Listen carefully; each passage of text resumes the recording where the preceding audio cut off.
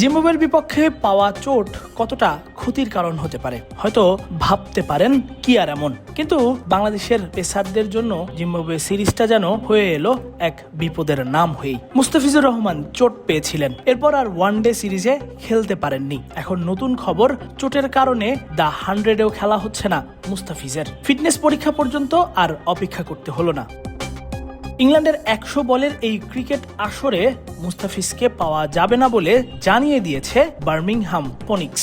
মুস্তাফিজের সিটকে পড়ার খবর জানিয়ে বার্মিংহাম ফনিক্স বৃহস্পতিবার জানায় সময় মতো বদলি ক্রিকেটারের নাম জানাবে তারা।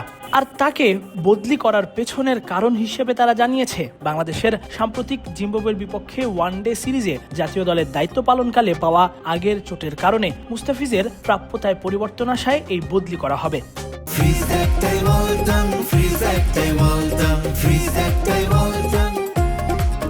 বাংলাদেশের প্রথম ক্রিকেটার হিসেবে দ্য 100-এ খেলার কথা ছিল মুস্তাফিজের, কিন্তু চোটের কারণে তাকে নিয়ে টানাপোড়েন চলছিল বেশ কদিন ধরেই। গত 6 জুলাই জিম্বাবুয়ের বিপক্ষে ওয়ানডে সিরিজের প্রথম ম্যাচে চোটে পড়েন মুস্তাফিজ। তখন বিসিবি থেকে বলা হয়েছিল সুস্থ হয়ে উঠতে 4 সপ্তাহের মতো সময় লাগবে তার। এর 4 দিন পর বার্মিংহাম ফিনিক্স বিবৃতিতে জানিয়েছিল পূর্ব নির্ধারিত সময়েই মুস্তাফিজ যোগ দেবেন দলের সঙ্গে এবং তারা নিজেরা পরখ করে দেখবেন তার চোটের অবস্থা। কিন্তু মুস্তাফিজ শেষ পর্যন্ত ইংল্যান্ডেই যেতে পারলেন না। বার্মিংহাম ফিনিক্স ও বিসিবির মেডিকেল বিভাগ মিলে সিদ্ধান্ত নিয়েছিল দেশেই ফিটনেস পরীক্ষার পর সিদ্ধান্ত নেওয়া হবে তাকে নিয়ে।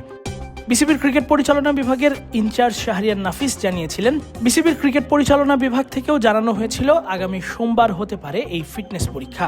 তবে সোমবার পর্যন্ত আর অপেক্ষা করতে হলো না। বৃহস্পতিবারই বার্মিংহাম ফিনিক্স জানিয়ে দিল মুস্তাফিজের দ্য 100-এর যাওয়া আর হচ্ছে না, তার যাত্রা এখানেই শেষ।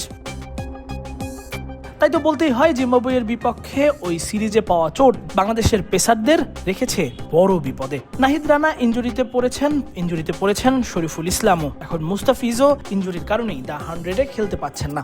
যদিও বাংলাদেশের আসন্ন 2টি টেস্ট ম্যাচ রয়েছে অস্ট্রেলিয়াতে। মুস্তাফিজ শুধু সাদা বলের ক্রিকেটেই খেলে থাকেন, তাই তাকে নিয়ে জাতীয় দলের দুর্ভাবনাও নেই। তবে মুস্তাফিজ চালিয়ে যাবেন তার মাঠে ফেরার লড়াইটা। তাসফিক পলক, ক্রিক ফ্রেঞ্জি।